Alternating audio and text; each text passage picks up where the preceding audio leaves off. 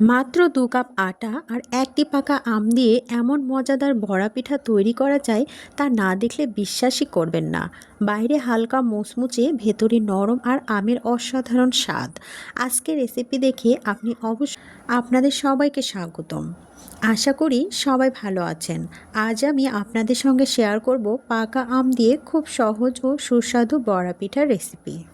এখানে আমি একটা নিয়েছি পাকা আম আর একটি বড় সাইজের আম নিয়েছি। প্রথমে পাকা আমটি ভালোভাবে ধুয়ে খোসা ছাড়িয়ে ছোট ছোট টুকরো করে নিচ্ছি। এরপর আমের টুকরোগুলো ব্লেন্ডারে দিয়ে মসৃণ পেস্ট তৈরি করে নেব। পাকা আম আমি এভাবে সুন্দরভাবে ছুরির সাহায্যে আমি সুন্দরভাবে কোট করে কেটে নিয়েছি। আর এখানে আমি একটা চামচের সাহায্যে সুন্দরভাবে আমি উঠিয়ে নিচ্ছি। পাকা আমগুলো আসলে এভাবেই তৈরি করে নিতে হয়, কিংবা বটিতে ছিলেও আপনারা এটা ব্যবহার করতে পারেন। আমগুলো আমার খোসা ছাড়িয়ে নেওয়া হয়ে গিয়েছে, আমি এখন ব্লেন্ড করে নেব। ব্লেন্ড করে ফিরে আসছি। একটা লাইক দিয়ে পুরো ভিডিওটি স্টার্ট করার অনুরোধ রইল। সুন্দরভাবে ব্লেন্ড করে একদম মিহি পেস্ট করে নিতে হবে। অসাধারণ লাগে এই পাকা আমের বড়া পিঠার রেসিপি। একবার হলে বাসায় ট্রাই করবেন। বড় একটা বাটি নিয়েছি, আর বাটিতে আমি 2 কাপ পরিমাণ আটা নিয়েছি। যেটা রুটি খাওয়া হয় সেই আটাটাই আমি এখানে ব্যবহার করেছি। চাউলের গুঁড়ি চাইলে নিতে পারেন। আর এখানে আমি দিয়ে দিয়েছি চিনি, একদম হাফ কাপের মতো চিনি দিয়েছি, কারণ আমটা ছিল অনেক মিষ্টি, আর সেজন্য আপনারা চিনির পরিমাণটা বাড়িয়ে কমিয়ে নিতে পারেন। আর এখানে দিয়েছি সামান্য লবণ স্বাদ মতো। এতটুকুই উপকরণ, আর বেশি কোনো উপকরণ লাগছে না। আর এখানে সুন্দরভাবে আমি মাখিয়ে নেব হাত দিয়ে।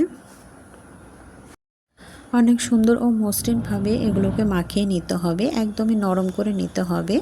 আমার মাখানোটা দেখলে আপনারা বুঝতে পারবেন আমের পরিমাণ একটু বেশি লাগবে। পিউরিটা সুন্দরভাবে দিয়ে একদম নরম করে আমি মেখে নেব। আর লাস্ট পর্যায়ে আমি একটু বেকিং পাউডার দিয়ে দেব, আর দিলে সুন্দরভাবে একদম কেকের মতো ফুলে যাবে। আর সেজন্যই কিন্তু আমি শেষের দিকে একটু বেকিং পাউডার ইউজ করব। দেখুন এতটাই নরম হবে, আপনারা দেখলেই বুঝতে পারছেন যে এরকম করে তৈরি করে নিতে হবে।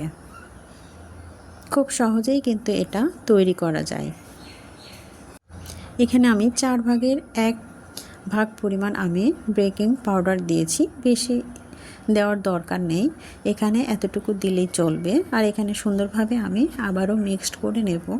নিলে সুন্দরভাবে একদম ফুলে যাবে। আর সেজন্য আমি সুন্দরভাবে মিক্সড করে নিচ্ছি, যাতে দানা দানা না থাকে। দেখতে পাচ্ছেন কীরকম ঘনত্বটা হবে। নতুন বন্ধুরা অলরেডি যারা আমার চ্যানেলে চলে এসেছেন, অবশ্যই চ্যানেলটি সাবস্ক্রাইব করে দিয়ে পাশে থাকা বেল নোটিফিকেশান অল করে রাখবেন। তাহলে আমার নিত্য নতুন ভিডিওগুলো পৌঁছে যাবে সবার আগে আপনার কাছে, আর সময় সুযোগ মতো আপনারা দেখে নিতে পারেন। যদি আমার ভিডিওটি বেশি ভালো লেগে থাকে, অবশ্যই ফ্রেন্ডস অ্যান্ড ফ্যামিলির সঙ্গে শেয়ার করে দিতে পারেন। আমার এগুলো মেখে নেওয়া হয়ে গিয়েছে। আমি এখানে কিন্তু একটু পানি নিয়েছি, আর হাতে একটু পানি নিলে পিঠার শেপটা দিতে ভালো হয়। আর এখানে আমি কড়াইয়ে তেল নিয়েছি, আর তেলটা সুন্দরভাবে একটু গরম করে নিয়েছি। আর এখানে আমি দেখুন কিভাবে পিঠাটা দিয়ে দিচ্ছি, ঠিক এভাবেই কিন্তু পিঠাগুলো দিয়ে দিতে হবে তেলের ওপরে। বেশি কিন্তু আঁচ দেওয়া যাবে না, একদম লো টু মিডিয়ামে রেখেই পিঠাগুলো ভেজে নিতে হবে। তেলটা যদি বেশি হিট হয়ে যায় তাহলে কিন্তু ওপরে একদম মচমচে হবে, আর ভেতরটা কাঁচাই থেকে যাবে। আর সেজন্যই দেখতেই পাচ্ছেন ভিডিওতে আমি কীরকম করে তেলটা গরম করে নিয়েছি। একদম লো টু মিডিয়ামে রেখেই কিন্তু আমি এগুলোকে ভেজে নেব। আর তাহলে দেখতে পাবেন একদম ফুলকো ফুলকো হয়েছে বড়া পিঠার রেসিপি। এই বড়া পিঠার রেসিপিগুলো একদম বাইরে মচমচে হবে, আর ভেতরে নরম ও সুগন্ধে ভরপুর তৈরি হবে। খেতে কিন্তু অসাধারণ লাগে এই বড়া পিঠার রেসিপি। বেশি কিছু উপকরণ লাগে না, হালকা কিছু উপকরণ দিয়েই কিন্তু এটা বানিয়ে নিতে পারেন খুবই সহজে। সুন্দরভাবে উল্টে পাল্টে ভেজে নিতে হবে। আর আমার হাতের দিকে লক্ষ্য রাখলে বুঝতে পারবেন আমি কিভাবে ভেজে নিচ্ছি। ভিডিওটি স্কিপ করবেন না। যদি ভিডিওটি স্কিপ করেন, টেনে টেনে দেখেন, তাহলে কিন্তু মূল্যবান জিনিসগুলো আপনারা মিস করে যাবেন। আর সেজন্য পুরো ভিডিওটি দেখে নিতে পারেন, তাহলে কিন্তু খুব সহজেই একদম পারফেক্টলি আপনারা এই পিঠার রেসিপিটি তৈরি করে নিতে পারবেন। দেখুন কতটা সুন্দর কালার এসেছে এবং কতটা লোভনীয় হয়েছে, খেতেও কিন্তু দুর্দান্ত ছিল। অনেক সুন্দরভাবে উল্টে পাল্টে আমি একদম অল্প আঁচে ভেজে নিয়েছি। দেশ এবং দেশের বাইরে থেকে যারা দেখছেন তাদেরকে অনেক অনেক ধন্যবাদ আমার ভিডিওটি দেখার জন্য। এবং যদি ফেসবুক পেজ থেকে দেখেন অবশ্যই পেজটি ফলো দিয়ে রাখবেন। দেখুন আমি এগুলো তুলে নিচ্ছি একটা ছাকনার সাহায্যে। কতটা লোভনীয় হয়েছে, একদম টোপা টোপা ফোলা ফোলা বড়া রেসিপি তৈরি হয়ে গিয়েছে। একদম পেকে যাওয়া আম দিয়েও কিন্তু এটা তৈরি করে নিতে পারেন। কোনো কোনো আম দেখবেন যে অনেক পেকে যায় কিন্তু খাওয়া যায় না, আর সেরকম আম দিয়ে কিন্তু এরকম রেসিপি তৈরি করে নিতে পারবেন। দেখুন আমার হাতের দিকে লক্ষ্য রাখলে বুঝতে পারবেন যে আমি বড়াগুলো কিভাবে দিচ্ছি।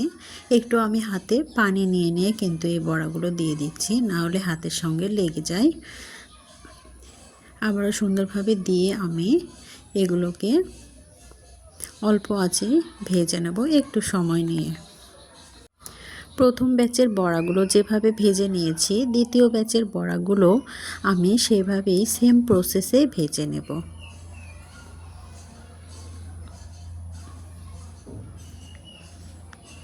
বাসায় হঠাৎ মেহমান এলো আর বাসায় কিছু যদি না থাকে, ঝটপট কিন্তু এই রেসিপিটি তৈরি করে চমকে দিতে পারেন মেহমানদেরকে।